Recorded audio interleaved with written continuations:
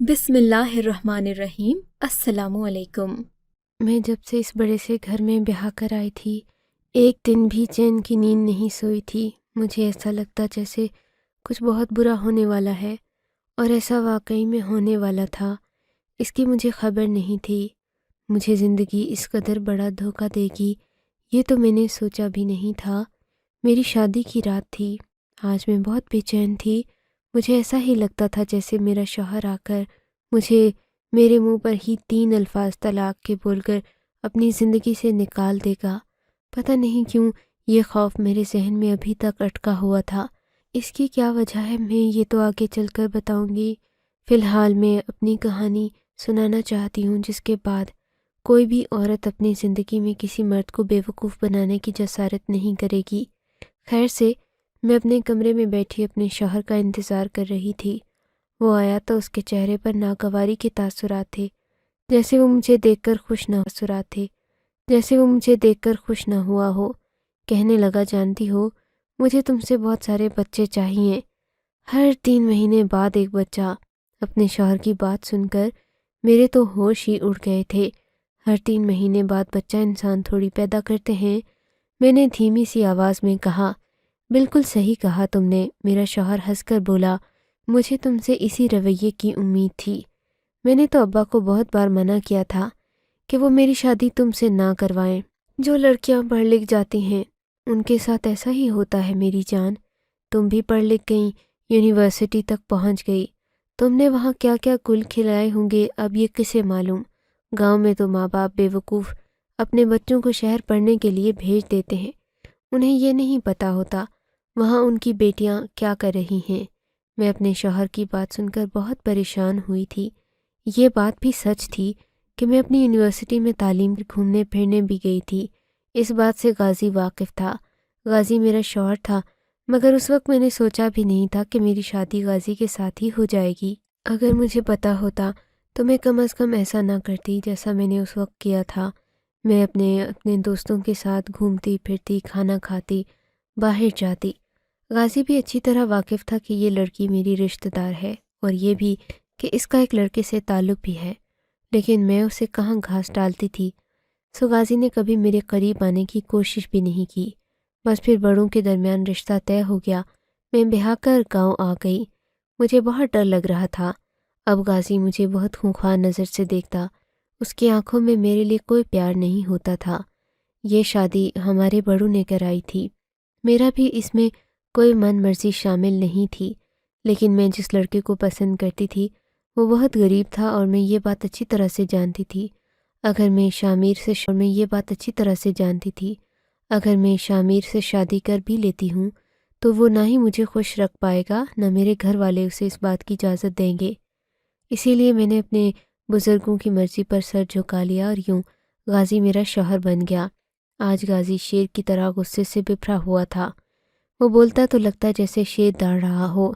کہنے لگا کہ سچ بتاؤ، تم نے شامیر کے ساتھ کبھی جسمانی تعلق تو نہیں بنایا؟ اس کی بات سن کر میں پھوٹ پھوٹ کر رونے لگی۔ میں نے کہا، غازی تم یہ کیسی باتیں کر رہے ہو؟ آج ہماری شادی کی رات ہے، بجائے اس کے کہ ہم اپنے بارے میں بات کریں تم میرے ماضی کو لے کر بیٹھ گئے ہو۔ تم یہ تو جانتے ہو نا کہ میں اس کے ساتھ گھومنے پھرنے باہر بھی جاتی تھی، تو پھر ان باتوں کا کیا سوال بنتا ہے؟ کیا تم مجھے شرمندہ کرنا چاہتے ہو؟ یہ سننا تھا کہ غازی نے پاس پڑا گلدان اٹھایا اور زور سے فرش پر دے مارا۔ میں نے کہا تھا، مجھے پتا تھا کہ تمہارا جواب یہی ہوگا، جیسی لڑکیاں گھر بسانے کے قابل نہیں ہوتی۔ اب تم دیکھ لو کہ تم نے اپنے ابا جان کو اپنے دل کی بات نہیں بتائی۔ تمہاری اس حرکت کی وجہ سے میں بھی بیوقوف بن گیا، لیکن میں اب بیوقوف مزید نہیں بنوں گا۔ یہ کہہ کر غازی اپنے کمرے سے باہر نکل گیا۔ میں رونے لگی، اپنے نصیب کو کوسنے لگی جس کی وجہ سے میں یہاں پر آئی تھی۔ میرا دل چاہ رہا تھا کہ میں اپنے آپ کو ختم ہی کر ڈالوں، پر ایسی بات نہیں تھی۔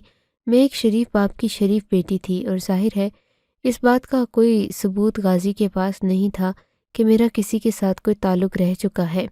یہ تو میں نے اس کی تردید نہیں کی تھی، نہ ہی مجھے اس کے الزام پر اپنی صفائی دینا تھی۔ خیر سے غازی اب بہت غصے میں تھا، لیکن جب یہ بات تائی کو معلوم ہوئی کہ غازی نے شادی کی رات مجھ سے بدتمیزی کی ہے، انہوں نے غازی کی خوب کلاس لی، اسے کہہ دیا کہ ہماری بیٹی کے ساتھ اچھا سلوک کرو، ورنہ میں کیا جانتی تھی کہ میرے ساس سسر کی یہ دھمکی میرا گھر اجاڑ دے گی، بجائے بسانے کے میرا گھر اجڑ جائے گا اور میں کچھ کر بھی نہیں پاؤں گی۔ پر یہ ہوا کیسے؟ یہ سب بہت ہی عجیب سے طریقے سے ہوا تھا۔ ان دنوں غازی کا رویہ میرے ساتھ حد سے زیادہ اچھا ہو گیا۔ وہ مجھ سے بولتا، باتیں کرتا، میرے دل کی ہر بات سنتا، کہتا کہ میں تمہیں شروع سے ہی چاہتا تھا، اسی لیے تو تمہیں کسی اور کے ساتھ دیکھ نہیں سکا۔ اب مجھے غازی کی محبت پر ناز ہونے لگا۔ رفتہ رفتہ میں نے غازی کو سب کچھ بتا دیا۔ میں نے کہا کہ میں کسی لڑکے کے ساتھ کبھی اس طریقے سے قریب نہیں گئی۔ میری باتوں سے غازی ایسا لگتا تھا کہ بظاہر تو مطمئن ہے، پر اس کی آنکھوں میں بے یقینی سی ہوتی تھی۔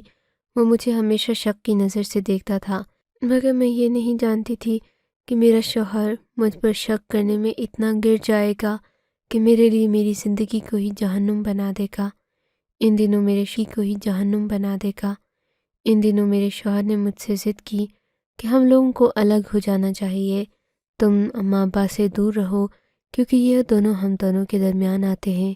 ایسے میں اگر میں اماں ابا کے ہی نقش قدم پر چلتا رہا تو زندگی بہت مشکل ہو جائے گی۔ تم تو جانتی ہو نا کہ میں تم سے کتنا پیار کرتا ہوں۔ اب اس گھر میں رہنا مجھے بہت گھٹن زدہ لگتا ہے۔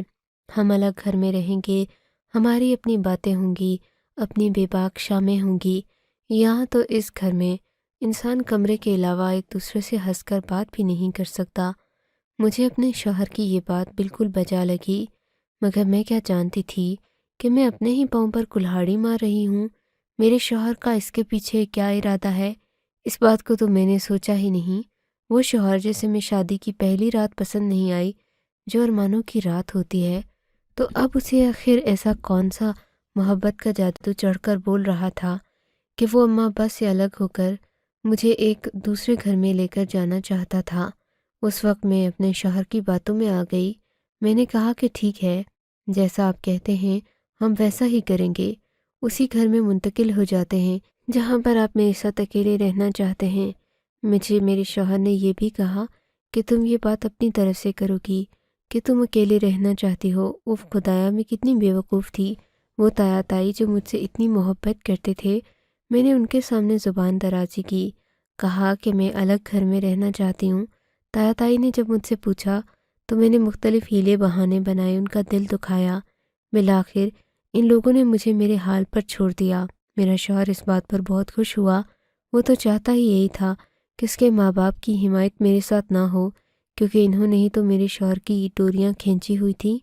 خیر سے اب میرا شوہر بہت خوش تھا، بولا کہ تم نے اچھا کیا، بڑی ہمت کی میرے امی ابو کو جواب دے کر۔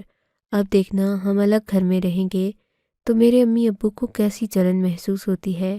میں حیران تھی کہ ایک بیٹا اپنے اماں ابا کے خلاف اس حد تک کیسے جا سکتا ہے۔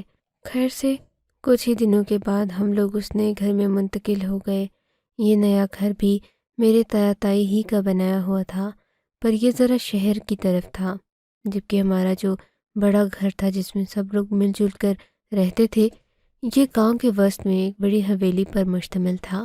میں بہت خوش تھی کہ اپنے شوہر کے ساتھ ایک اکیلے گھر میں رہوں گی، نہ ساس اور نندوں کا جھرمٹ ہوگا، نہ ہی کوئی روک ٹوک ہوگی۔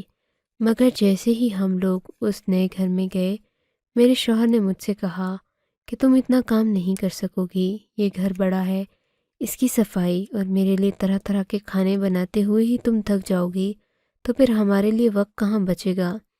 اس لیے میں چاہتا ہوں کہ میں کوئی کام والی رکھ لیتا ہوں، وہ نوکری کرے گی، ہمارے گھر کے سارے کام کرے گی، جبکہ تم بس میرے لیے رہنا، میرے لیے تیار ہونا، باتیں کرنا، میرے ساتھ باہر جانا، تمہارا یہی کام ہے۔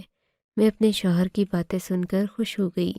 میں نے کہا اس سے اچھا اور کیا ہو سکتا ہے، جیسا آپ کہیں گے چاہیں گے میں ویسا ہی کروں گی، گھر کا کوئی کام کو ہاتھ نہ لگاؤں گی۔ میرے شوہر نے خوش ہو کر کہا، بس ایسے ہی میری باتیں مانتی رہا کرو، بس مجھے 3 بچے بھی دینے ہیں تم نے ابھی۔ میرا شوہر یہ بات کہہ کر ہمیشہ ہنس دیتا۔ میں نہیں جانتی تھی کہ اس ہنسی کے پیچھے کتنا بھیانک چہرہ ہے۔ تھوڑے ہی دن کے بعد ہمارے گھر میں نسیمہ نام کی ایک نوکرانی آ گئی تھی۔ مجھے آج بھی یاد ہے جب میں نے گھر کے دروازے پر دستک ہونے پر دروازے کا پٹ کھولا تھا تو آگے ایک نہایت حسین لڑکی کھڑی تھی۔ اس نے اپنے بالوں کی چٹیاں بنا رکھی تھی۔ میں نے اسے دیکھتے ہی پوچھا، تم کون ہو؟ کہنے لگی، آپ کا نام غزالہ ہے؟ میں نے کہا، جی ہاں، میرا ہی نام غزالہ ہے۔ بولی کہ آپ کے شوہر نے مجھے آپ کے گھر میں کام کے لیے بلایا ہے، آ جاؤں کیا؟ وہ اپنے موٹے موٹے دیدے پھاڑ کر ادھر ادھر دیکھتے ہوئے بولی، جیسے اس کی نظریں کسی کو تلاش کر رہی ہوں۔ مجھے اس کی یہ عادت بری لگی، لیکن ظاہر ہے اس کو بھی میرے شوہر نے بلایا تھا، میں منع بھی نہیں کر سکتی تھی۔ کہا کہ آ جاؤ۔ وہ اندر آ گئی۔ اپنے حلیے سے وہ بہت عجیب سی لگ رہی تھی، لگتا تھا جیسے کسی اور گاؤں کی ہو، لیکن یہاں پر بس اپنے کسی ڈھونگ کو رچا کر اپنے کسی مقصد کو پورا کرنے کے لیے آئی ہو۔ میں نے اسے گھر کا سارا کام سمجھا دیا۔ پھر مجھ سے اس نے ایک عجیب سوال کیا۔ بولی کہ آپ کی شادی کو کتنے سال ہو گئے؟ میں نے کہا ابھی تو 6 مہینے ہی ہوئے ہیں، تم کیوں پوچھ رہی ہو؟ کہنے لگی، میں اس لیے پوچھ رہی تھی کہ گھر میں کوئی بچہ نہیں ہے، کیا آپ کے شوہر آپ کو یہ نہیں کہتے کہ آپ کو اولاد چاہیے؟ میرا مطلب ہے کہ گھر میں اولاد تو ہونی چاہیے نا جی۔ اس کی یہ بات سن کر مجھے سخت ناگواری ہوئی، پر میں چپ رہی۔ میں نے کہا کہ تم اپنے کام سے کام رکھو تو بہتر ہوگا۔ اس بات پر بھی اس نے سخت ناگواری کا اظہار کیا، لیکن اگلے دن میرے ساتھ جو کچھ ہوا میں نے سوچا نہیں تھا۔ صبح اٹھتے ہی وہ کام والی آ کر میرے پاؤں میں بیٹھ گئی، بولی کہ میں آپ کی خدمت کرنا چاہتی ہوں، میں تو آپ کے پاؤں کی دھول بھی نہیں ہوں۔ مجھے اس کی یہ باتیں تکبر میں مبتلا کر رہی تھیں۔ میں نے کہا، ایسے نہیں بولو۔ کہنے لگی، آج میں آپ کے لیے ایک خاص قسم کی کھیر بناؤں گی، جسے کھا کر آپ تو سارے ذائقے اور سارے کھانے بھول جائیں گی۔ میں نے کہا، یہ تو بہت اچھا ہو جائے گا، پسند ہے، اور میرے شوہر کو بھی۔ ہاں ہاں، غازی کے لیے بھی بناؤں گی۔ اس کے منہ سے اپنے شوہر کا نام سن کر مجھے بہت برا لگا۔ میں نے اسے کچھ نہیں کہا۔ اس دن اس نے کھیر بنائی، میں نے کھائی تو کھاتے ہی جیسے مجھے لگا کہ میں نے کوئی نشہ آور دوا کھا لی ہو۔ مجھے بہت نیند آ گئی، سر بھاری ہو گیا، میں سو گئی تھی۔ صبح اٹھی تو میرا دل عجیب سا تھا، مجھے لگا جیسے میں الٹی کرنا چاہتی ہوں۔ دن کے 11 بجے میری آنکھ کھلی تھی۔ یہ بات بہت حیران کر دینے والی تھی۔ میں اس کام والی سے پہلے ہمیشہ ہی غازی کو خود ناشتہ بنا کر دیتی تھی، پر آج غازی ناشتہ کے بغیر چلے گئے، مجھے جگانے کی زحمت بھی نہیں کی۔ یہ سوچ کر میں باہر آئی تو کام والی محترمہ نے بڑی ہی خوبصورت سرخ رنگ کی ساڑی پہن رکھی تھی، جسے دیکھ کر میں حیران ہو گئی، کیونکہ یہ ساڑی میری نہیں تھی۔ میں نے اس سے پوچھا کہ یہ کہاں سے لائی ہو؟ کہنے لگی کہ میری شکل خوبصورت ہے تو میں جن عورتوں کے پاس بھی کام کرتی ہوں وہ مجھے اپنی کام والی کے طور پر نہیں، اپنی بہن کے طور پر سمجھتی ہیں، اسی لیے تو مجھے اپنے کپڑے دے دیتی ہیں، اور یہ کپڑے بھی مجھے سعدیہ باجی نے دیے ہیں۔ ساتھ ضد بھی کی کہ اگر تم نے یہ ساڑی پہنی نہیں تو میں تم سے خفا ہو جاؤں گی، اسی لیے میں نے آج یہ ساڑی پہنی ہے۔ میں نے کہا، اچھا ٹھیک ہے، آج میری طبیعت کچھ ٹھیک نہیں، تم گھر کے کام کر دینا۔ بولی، چونک گئی، کہنے لگی، کیوں، آپ کی طبیعت کو کیا ہوا؟ سب ٹھیک تو ہے نا؟ میں نے کہا، ہاں، بس عجیب سی الٹی آ رہی ہے۔ بولی کہ یہ تو خوشخبری کی بات ہے، چلیے ہم ڈاکٹر کے پاس چلتے ہیں، ڈاکٹر آپ کو بہتر بتا دے گا۔ میں اسے کیسے منع کرتی، بڑی ہی تیز تراز عورت تھی۔ باتوں باتوں میں اس نے مجھے منا ہی لیا کہ اب آپ کو ڈاکٹر کے پاس لازمی جانا چاہیے۔ چنانچہ میں اس کے ساتھ ڈاکٹر کے پاس کے لیے ہولی۔ وہاں پہنچ کر میں نے ڈاکٹر سے کہا کہ مجھے پیٹ میں بھی شدید درد ہے، الٹی بھی آ رہی ہے۔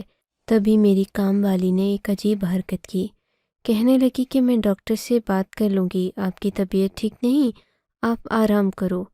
مجھے اس کی یہ باتیں بہت بری لگیں۔ میں نے کہا، میں اپنے لیے خود بات چیت کر سکتی ہوں، لیکن وہ ڈاکٹر نے بھی عجیب تھی، کہنے لگی کہ نہیں، آپ کی طبیعت ٹھیک نہیں، آپ کے ساتھ آپ کی بہن آئی ہیں، میں ان سے بات چیت کر لیتی ہوں۔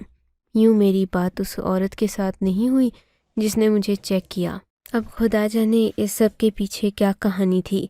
جب میں گھر آئی تو نڈھال ہو چکی تھی، اور اتفاق کی بات تو یہ کہ آج غازی بھی جلدی ہی گھر آ گئے تھے۔ مجھے دیکھتے ہی بولے، تم کہاں گئی تھیں؟ لگتا ہے کہ تم ڈاکٹر کے پاس گئی تھی۔ میں ان کی بات سن کر حیران نہیں ہوئی تھی، کیونکہ اب تک تو مجھے اندازہ ہو چکا تھا کہ اس عورت اور غازی کے بیچ میں کوئی رابطہ ضرور ہے، لیکن میرے پاس اس بات کا کوئی ثبوت نہیں تھا۔ اس دن میں نے اور غازی نے بہت شاندار کھانا کھایا تھا۔ غازی کہنے لگے کہ اب تمہاری طبیعت ٹھیک نہیں ہے تو تمہیں احتیاط کرنا ہوگی۔ میں نے کہا کس بات کی احتیاط؟ ڈاکٹر نے تو کچھ بھی نہیں بتایا۔ بولے کہ ارے تم اس بات کو ہلکا لے رہی ہو، تم نہیں جانتی ڈاکٹر نے یہ کہا ہے کہ تم امید سے ہو۔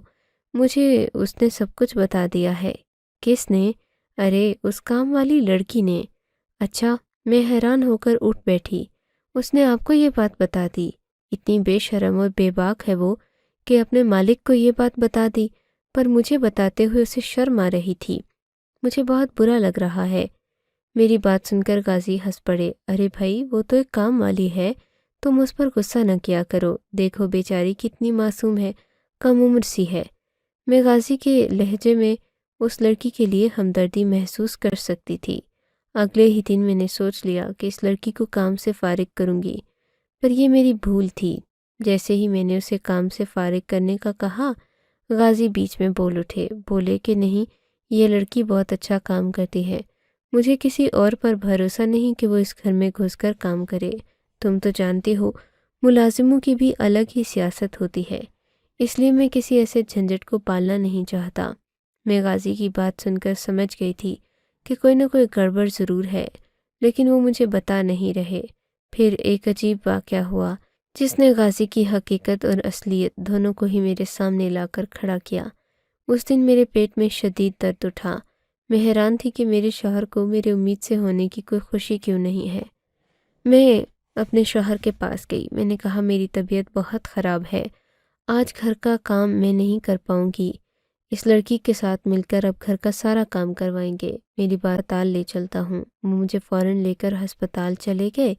ہسپتال والوں نے مجھے داخل کر دیا۔ کئی گھنٹے بے ہوش رہنے کے بعد جب میں ہوش میں آئی تو مجھے لگا میری تو دنیا ہی لٹ گئی ہے۔ میں نے ڈاکٹر سے پوچھا کہ کیا ہوا ہے، وہ مجھے کچھ بتا نہیں رہے تھے۔ مجھے شک ہو رہا تھا کہ کہیں میرا بچہ اس دنیا میں آنے سے پہلے ہی مرجھا تو نہیں گیا۔ وہی ہوا جس کا ڈر تھا۔ ڈاکٹرنی نے مجھے خبر سنائی کہ آپ کا بچہ اس دنیا میں آنے سے پہلے ہی اللہ کو پیارا ہو گیا ہے، صبر کے علاوہ اور کوئی چارہ نہیں ہے۔ میں اس بات پر بھی میں صبر کر لیتی، پر تھوڑی دیر کے بعد جو بات ہوئی اس نے میرے رونگٹے کھڑے کر دیے۔ ایک اور ڈاکٹر میرے پاس آئی اور کہنے لگی آپ کی بچہ دانی ہی خراب ہے، آپ کبھی بچہ پیدا نہیں کر سکتی، آپ کو بکری کی بچہ دانی لگانا ہوگی، اس کے لیے ایک آپریشن کرنا پڑے گا۔ میں اس کی بات سن کر حیران بھی ہوئی، ہنسی بھی۔ میں نے کہا یہ کون سا آپریشن ہے؟ آج سے پہلے تو نہ ایسے کسی آپریشن کے بارے میں سنا، نہ ہی بکری کی بچہ دانی سے انسان کا بچہ پیدا ہوتا ہے۔ لیکن میرے شوہر نے کہا کہ ڈاکٹر جو کہہ رہی ہے ہم وہی کریں گے۔ پھر کیا تھا، ایک تماشا تھا جس نے میری زندگی کو برباد کر دیا۔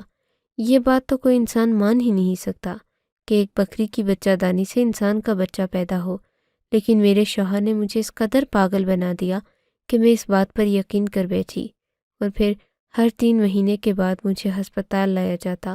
میرا شوہر مجھے یہی کہتا کہ تم امید سے ہو گئی ہو، اب کیونکہ تمہارے اندر ایک جانور کے نظام کو لگایا گیا ہے، اسی وجہ سے تمہیں بار بار مسئلے ہوں گے، اب تم کسی کام کی نہیں رہی۔